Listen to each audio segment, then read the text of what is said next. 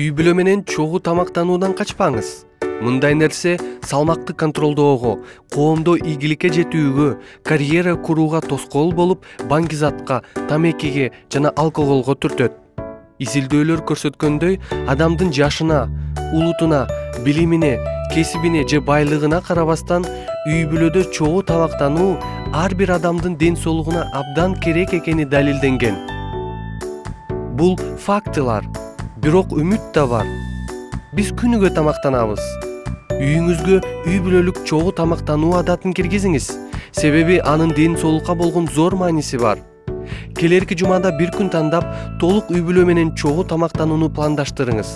Чогулган соң сыналгыны өчүрүп, окуялар менен бөлүшүп, кунт коюп угуңуз. Үй бүлөнүн бекемдиги ушундан башталат. Текшерип көргүлө, мамилелер жакшыртылып, дасторкондон чыккыңар келбейт.